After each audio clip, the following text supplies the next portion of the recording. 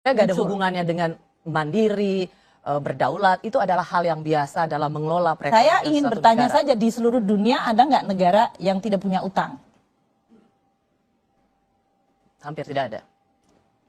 Negara yang mungkin dibayangkan sama pemirsa kaya tetangga sebelah kita aja lah, Singapura, Malaysia, kan kita selalu merasa bahwa kita, oh mereka lebih kaya dari kita. Utang mereka lebih kecil atau lebih banyak dari kita? Bu Ani, ada tudingan Nah, bahwa itu pertanyaannya harus jawab dulu, Ros. Ya.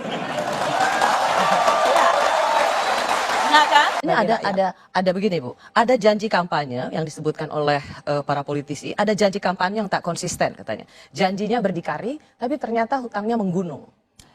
Sebetulnya kalau saya boleh mengatakan definisi berdikari, orang selalu punya romantisme untuk berdikari, itu kita nggak butuh siapa-siapa. Manusia itu adalah makhluk sosial. Nggak ada orang mengatakan walaupun apa-apa kita tetap butuh saling membutuhkan. Tapi itu tidak berarti bahwa kita tergantung. Butuh itu adalah interaksi. Jadi pamannya Indonesia itu ekspor, tapi pada saat yang sama kita impor. Tidak berarti, oh kalau impor itu kami menjadi tidak aman. Enggak juga. Itu yang menyebabkan ekonomi dunia itu saling tumbuh. Jangan lupa ya, waktu Presiden Soekarno menyampaikan mengenai masalah kemerdekaan Republik Indonesia, di dalamnya ada pesan mengenai kita ingin menjadi warga dunia yang menjaga keamanan dan ketertiban dunia. Itu ada di dalam kata-katanya. Kata-kata itu saja menunjukkan bahwa Indonesia itu berinteraksi dengan dunia. Berinteraksi.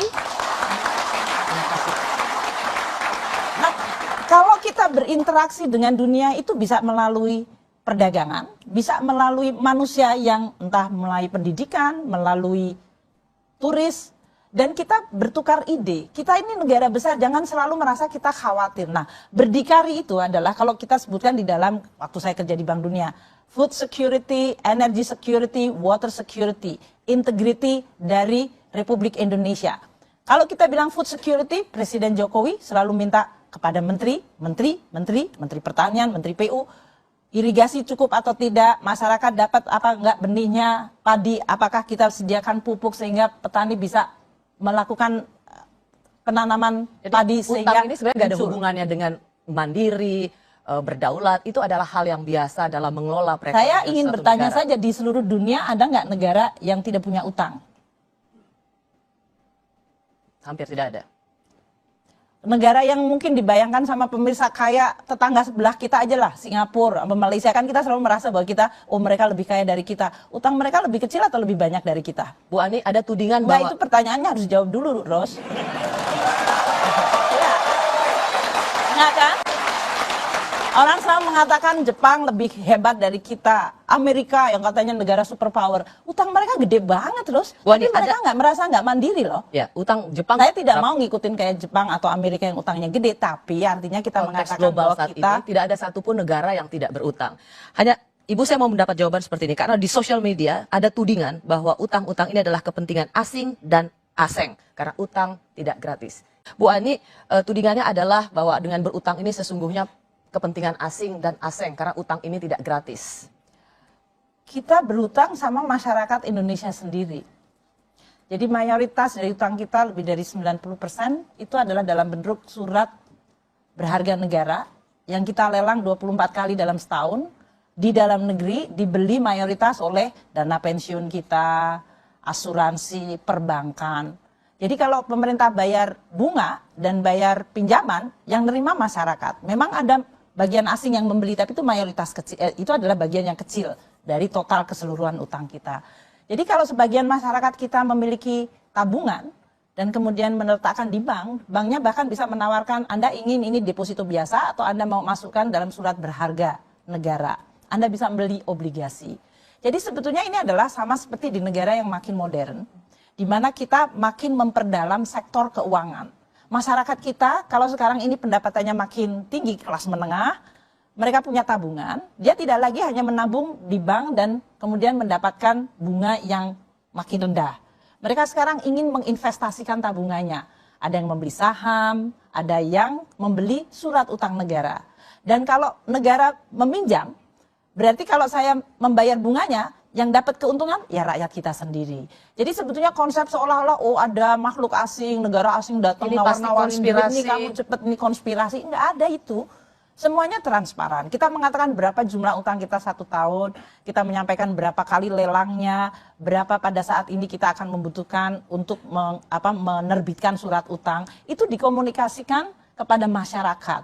Dan kemudian itu tadi, para pengelola dana pensiun, kalau Anda adalah pegawai negeri, ada Taspen. Kalau Anda pegawai swasta, dana pensiun atau BUMN, dana pensiun Anda itu nggak mungkin duitnya cuma ditaruh di bawah bantal sama dana pensiun. Itu nanti akan habis kalau nggak akan bisa untuk bayar pensiun. Jadi dia perlu untuk naruh dalam investasi, salah satunya adalah beli surat utang pemerintah. Waktu itu yang menjadi semacam serangan bertubi-tubi, terutama kepada Menteri Keuangan, ketika ditanya soal hutang dan kemudian diberitakan bahwa Menteri Keuangan tidak tahu kemana utang itu larinya gitu. Apa itu konteksnya? Bagaimana seorang Menteri Keuangan yang kemudian diviralkan dan semua media memberitakan bahwa Menteri Keuangan nggak tahu larinya hutang? Itu kan di DPR. Jadi kalau ada di dalam satu tanya jawab mengenai bagaimana pengelolaan utang. Kalau jawaban saya dipenggal separuh, saya bisa mengatakan, Rosi, sebetulnya utang kita itu apakah berbahaya? Kemudian tulis Sri Mulyani mengatakan utang berbahaya. Kan bukan begitu caranya. Jadi kalau kita mengatakan Sri Mulyani tidak tahu utang kemana, lah kalau saya nggak tahu LKPP atau laporan keuangan pemerintah nggak mungkin dapat WTP. Nggak mungkin. Kalau saya nggak tahu utang kemana, nggak mungkin kita dapat investment grade dari semua rating agency. Yang pertama kali semenjak 20 tahun yang lalu, semenjak krisis itu nggak pernah terjadi. Terus, jadi, tapi kemudian orang bilang, oh itu rating agency itu asing lagi, itu pasti temennya Sri Mulyani ya. Karena yang itu tadi otaknya udah ngeres. Pasti ini jadi kumpulan Yonif nih. Gitu, ya. Kalau yang kelompok seperti itu kan selalu ingin memutarnya dan mengatakannya ini semuanya. Pokoknya kalau ada bau-bau asing, saya pagi-pagi makan roti, oh tuh kan Sri Mulyani berbau asing.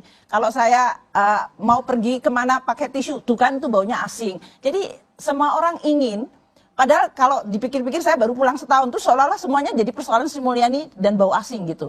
Nah ini adalah sesuatu yang memang dari sisi politik ada yang menginginkan untuk membuat itu menjadi cerita. Tapi saya ingin sampaikan kepada masyarakat.